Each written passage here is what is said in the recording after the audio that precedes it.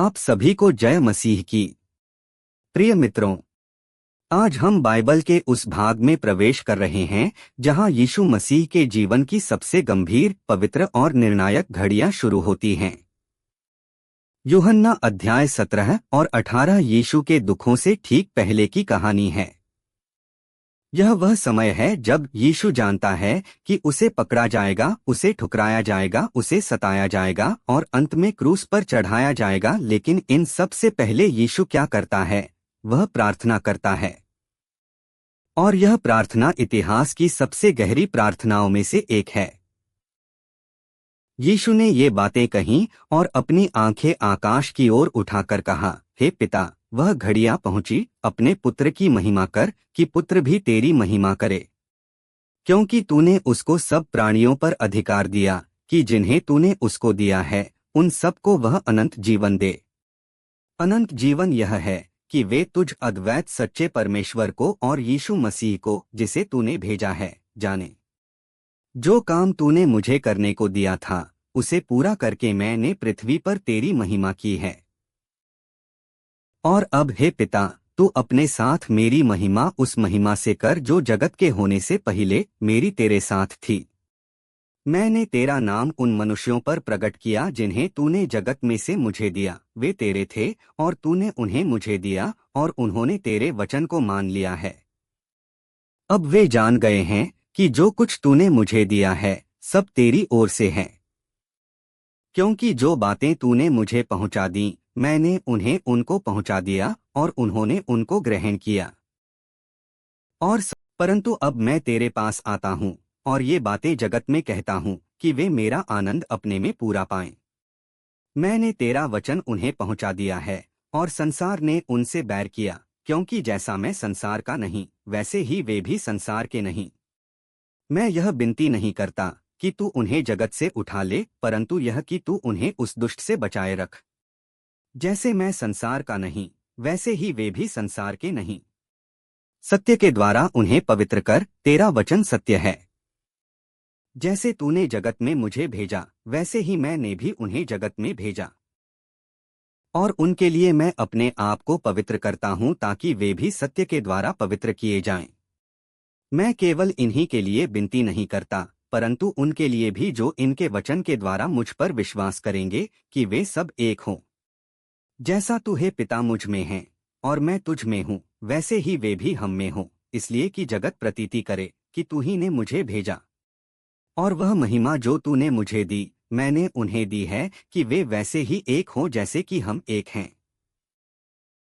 मैं उनमें और तू मुझ में, कि वे सिद्ध होकर एक हो जाएं, और जगत जाने कि तू ही ने मुझे भेजा, और जैसा तूने मुझसे प्रेम रखा वैसा ही उनसे प्रेम रखा। हे पिता, मैं चाहता हूँ कि जिन्हें तूने मुझे दिया है, जहाँ मैं हूँ वहाँ वे भी मेरे साथ हों, कि वे मेरी उस महिमा को देखें जो तूने मुझे दी है, क्योंकि तूने जगत की उत्पत्ति से पहले मुझसे प्रेम रखा। हे धार्मिक पिता, संसार ने मुझे नहीं जाना, परंतु मैंने तुझे जाना और इन्होंने भी जाना के साथ खड़ा था। उसके यह कहते ही कि मैं हूँ, वे पीछे हटकर भूमि पर गिर पड़े। तब उसने फिर उनसे पूछा, तुम किसको ढूंढते हो? वे बोले, यीशु नासरी को। यीशु ने उत्तर दिया, मैं तो तुमसे कह चुका हूँ कि मैं ही हूँ। यदि मुझे ढूंढते हो तो इन्हें जाने दो। यह इसलिए हुआ कि वह वचन पूरा हो जो उसने कहा था कि जिन्हें तूने मुझे दिया उनमें से मैंने एक को भी न खोया।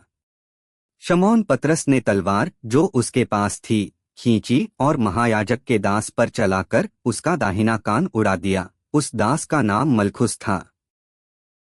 तब यीशु ने पतरस से कहा, अपनी तलवार काठी में रख। जो कटोरा पिता ने मुझे दिया है, क्या मैं उसे न पीऊं? तब सिपाहियों और उनके सूबेदार और यहूदियों के प्यादों ने यीशु को पकड़कर बांध लिया और पहले उसे यूहन्ना के पास ले गए, क्योंकि वह उस वर्ष के महायाजक कायफा का ससुर था। यह वही कायफा था जिसने यहूदियों को सलाह दी थी कि हमारे लोगों के लिए एक पुरुष का मरना अच्छा है।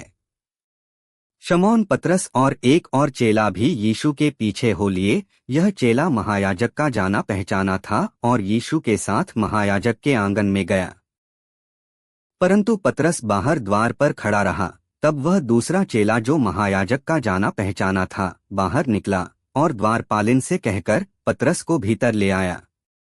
उस दासी ने जो द्वारपालिन थी पतरस से कहा, क्या तू भी इस मनुष्य के चेलों में से है? उसने कहा, मैं नहीं हूँ।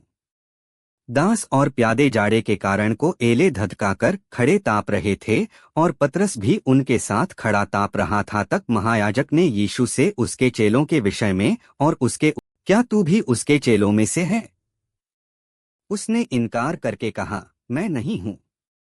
महायाजक के दासों में से एक जो उसके कुटुंब में से था, जिसका कान पतरस ने काट डाला था, बोला, क्या मैंने तुझे उसके साथ बारी में न देखा था? पतरस फिर इनकार कर गया और तुरंत मुर्ग ने बांग दी।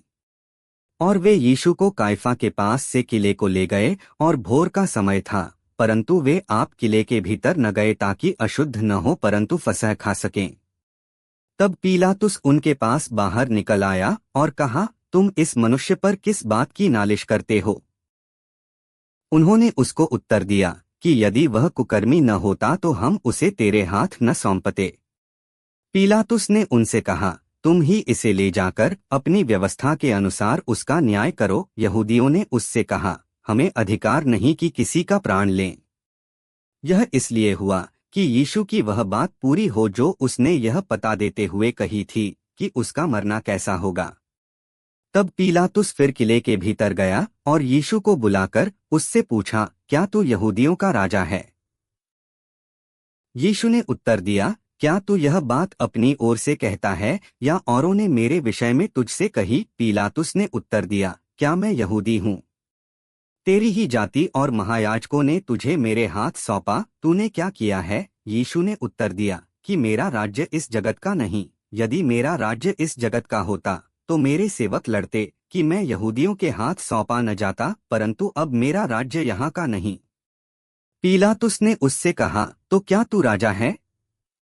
यीशु ने उत्तर दिया कि तू। परमेश्वर ने यीशु को समस्त मानवजाति पर अधिकार दिया है ताकि वे उन लोगों को अनंत जीवन, स्वर्ग का जीवन दे सकें जो परमेश्वर की ओर मुड़ते हैं। सबसे महत्वपूर्ण पद।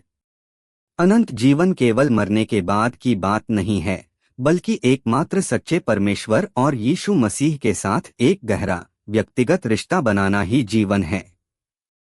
यीशु ने वह कार्य पूरा किया जिसके लिए वे पृथ्वी पर आए थे, परमेश्वर का संदेश देना और उद्धार का मार्ग तैयार करना। यीशु अपनी उस दिव्य महिमा को वापस मांग रहे हैं जो संसार की रचना से पहले पिता के साथ उनकी थी। यह उनकी दिव्यता को दर्शाता है। यीशु कहते हैं कि उन्होंने अपने चेलों को परमेश्वर के स्वभाव के बारे में बताया है। चेलों ने यह स्वीकार कर लिया है कि यीशु वास्तव में परमेश्वर की ओर से आए हैं। यहाँ यीशु विशेष रूप से अपने चेलों के लिए प्रार्थना कर रहे हैं क्योंकि वे अब संसार में उनके प्रतिनिधि होंगे। यीशु अब शारीरिक रूप से उनके साथ नहीं रहेंगे, इसलिए वे पिता से उनकी सुरक्षा की मांग करते हैं। वे चाहते हैं कि चेले आपस में वैसे ही एक रहें जैसे पिता और पुत्र एक हैं। मसीही लोग इस संसार में रहते तो हैं, पर वे इस संसार की बुराइयों, स्वार्थ, पाप के नहीं हैं। इसलिए संसार उनसे घृणा करता है। यीशु प्रार्थना करते हैं कि उन्हें दुष्ट शैतान से बचाकर रखा जाए। यीशु चाहते हैं कि उनके चेले परमेश्वर के वचन सत्य के माध्यम से अलग और पवित्र किए जाएं ताकि वे अपने मिशन को पूरा कर सकें। यीशु केवल उन 12 चेलों के लिए नहीं, बल्कि सुरक्षा और पवित्रता, विश्वासी बुराई से बचे रहें और सत्य पर चलें। एकता, जैसे पिता, पुत्र और पवित्र आत्मा एक हैं, वैसे ही कलीसिया, विश्वासी भी एक हो। इस भाग में यीशु की गिरफ्तारी अन्य सुसमाचारों की तुलना में यूहन्ना में बहुत अलग तरीके से दिखाई गई है। यहाँ यीशु पीड़ित नहीं बल्कि विजयी दिखाई देते हैं। मैं ही हूँ की शक्ति। जब यीशु ने कहा मैं ही हूँ, तो रोमी सैनिक और प्यादे पीछे हटकर गिर पड़े। यह परमेश्वर के उस पवित्र नाम की शक्ति थी जिसे मूसा ने जलती झाड़ी में सुना था। यह दर्शाता है कि यीशु को कोई पकड़ नहीं रहा था, बल्कि वे स्वयं को सौंप रहे थे। यीशु अपनी मृत्यु के द्वार पर खड़े होकर भी यीशु ने चरवाहे की तरह अपने चेलों को बचाया। उन्होंने सैनिकों से सौदा किया, मुझे ले लो पर इन्हें जाने दो। पतरस शारीरिक युद्ध तलवार लड़ना चाहता था, लेकिन यीशु ने उसे आत्मिक आज्ञाकारिता सिखाई। कटोरा उस दुख और दंड का प्रतीक है जो हमारे पापों के लिए यीशु को पीना था। यीशु का पहला मुकदमा गैरकानूनी था क्योंकि वह रात के समय किया गया था। धार्मिक पाखंड। यूहन्ना और काइफा ने न्याय के बजाय अपनी गद्दी बचाने की चिंता की। काइफा का यह कहना कि एक मनुष्य का मरना अच्छा है, अनजाने में दी गई एक महान भविष्यवाणी थी। यीशु का बलिदान पूरी मानवजाति के उद्धार के लिए था। यीशु का साहस। जब प्यादे ने यीशु को थप्पड़ मारा तो उन्होंने डरने के बजाय सत्य का पक्ष लिया। उन्होंने व्यवस्था को चुनौती दी कि यदि मैंने गलत कहा है तो साबित करो, वरना मारते क्यों हो। यह उनके निष्पाप होने का प्रमाण, लेकिन उसके सामने सत्य यीशु शरीर धारण किए खड़ा था। उसका प्रश्न सत्य क्या है, आज भी दुनिया का सबसे बड़ा प्रश्न है। यीशु ने स्पष्ट किया कि उनका राज्य अनैतिक बल से नहीं बल्कि हृदय के परिवर्तन से आता है। उनका राज्य इस संसार की प्रणालियों, चुनाव, युद्ध, धन पर आधारित नहीं है। बरअब्बा एक क्रांतिकारी और डाकू था जो हिंसा से आजादी चाहता था। भीड़ ने शांति के राजकुमार को छोड़कर हिंसा के प्रतीक को चुना। यह दिखाता है कि संसार अक्सर सत्य के बजाय अपनी पसंद के झूठ को चुनता है। यूहन्ना 18 में हम देखते हैं कि जिस बारी में आदम ने पाप किया और हार गया, उसी तरह की एक बारी में दूसरा आदम यीशु आज्ञाकारिता में जीत गया। आमीन। प्रभु आप सभी को आशीष दे। धन्यवाद।